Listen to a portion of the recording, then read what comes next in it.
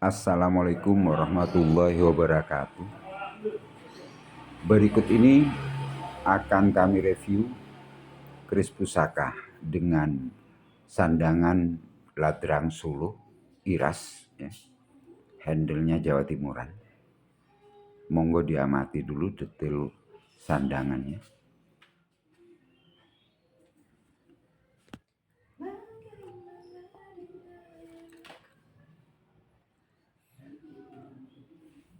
Pusakanya berdapur sangklat, ya. Panjang bilah 34,8 cm. Memiliki pamor selewah. Pada satu sisi berpamor wengkon isen, ya. Jadi dalam satu sisi ini, kemudian sisi separuhnya berpamor, ada yang mengatakan wahyu temurun, ya. Monggo diamati baik detail dari tempat lipat besi ajinya maupun pamornya. Ini kumpulan fotonya. Keris pusaka ini dalam kondisi diminyaki mulai dari kemarin, tidak kering, jadi kondisinya seperti itu.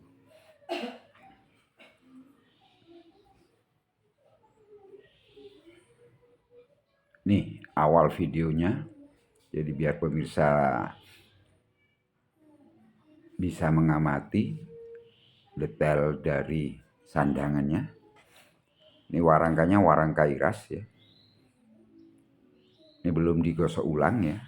Jadi pada saat saya memahari kondisi awalnya memang seperti ini. Jadi sebenarnya ini bisa disempurnakan, misalnya diberi pendok, ya.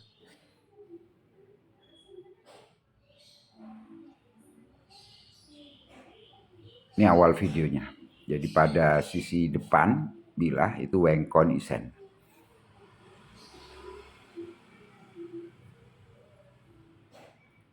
Ricikannya, detailnya mulai dari gonjonya sabit rontal, kemudian digande, ada skar kacangnya kecil, luas, ya. Ada jalen tunggal, kemudian lambe gajah satu, sikel alis juga bisa diamati tegas di situ, pijetan juga demikian.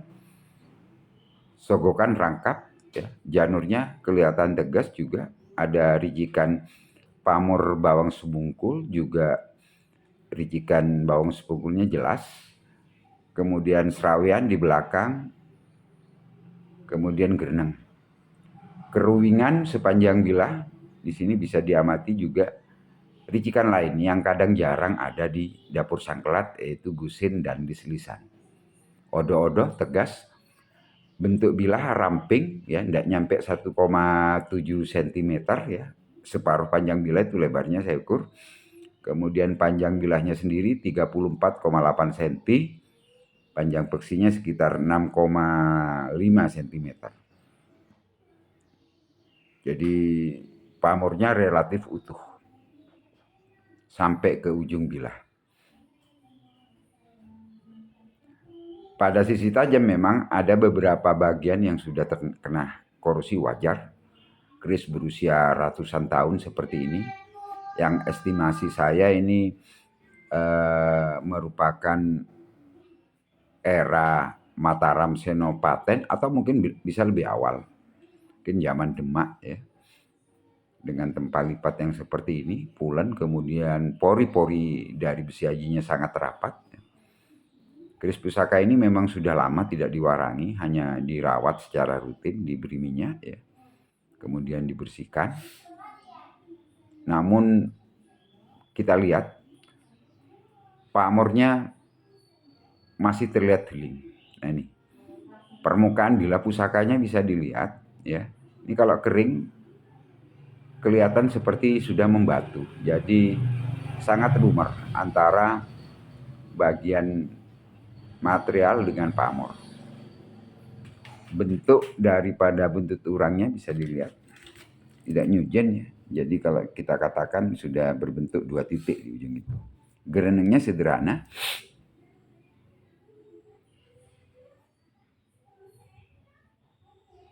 Nah ini kita perbesar sekitar 2,5 kali dari kondisi awal.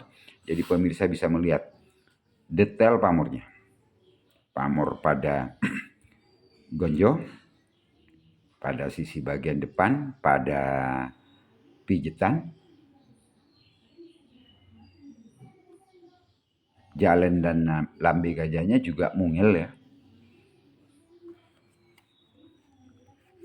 Demikian juga dengan sekar kacangnya bisa diamati.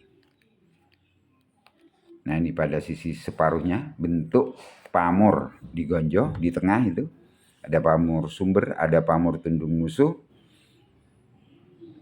Nah ini gerenengnya sederhana sekali. Kemudian sambungan antara gonjo dengan bilah juga lurus, tidak nungkak ya. Serawian dengan keruingan nyambung.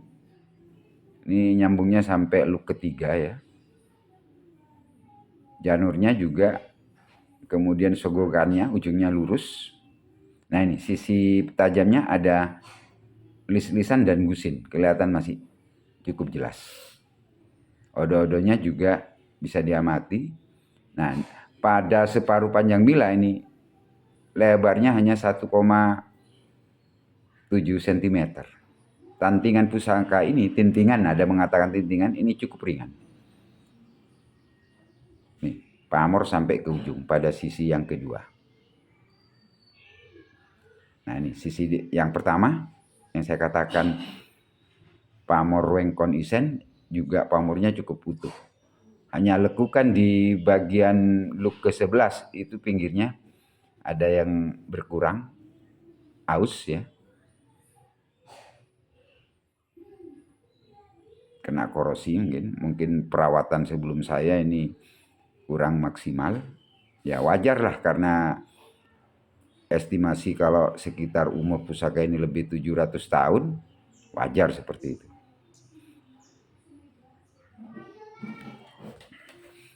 Jadi monggo pemirsa bisa mengamati secara detail pada segala sisi pusaka ini.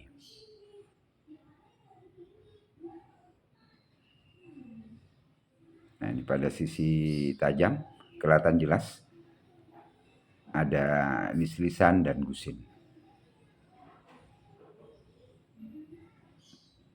Nah bentuk sekar kacangnya ini mungil, kecil. Jadi kita dalam merawat pusaka ini harus hati-hati.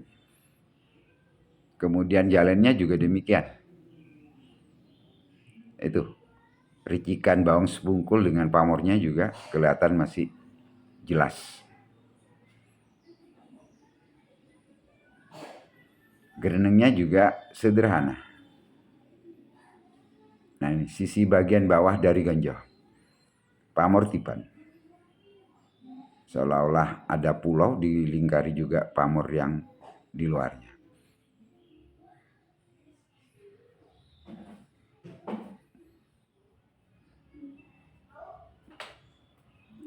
Nah ini pada bagian sisi depan kalau diamati kondisi pusaka. Ini juga separuhnya.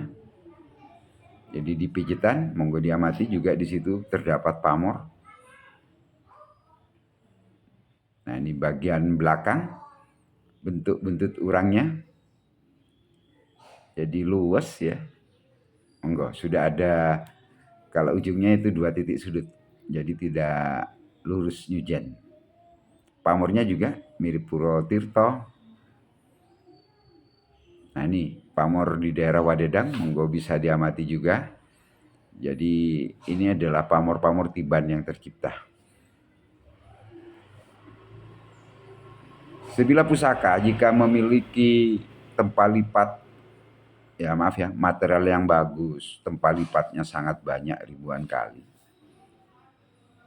maka tidak akan termakan usia, apalagi perawatannya rutin.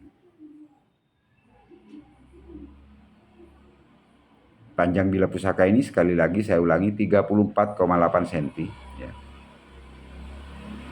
Ramping, padat ya, dan kokoh.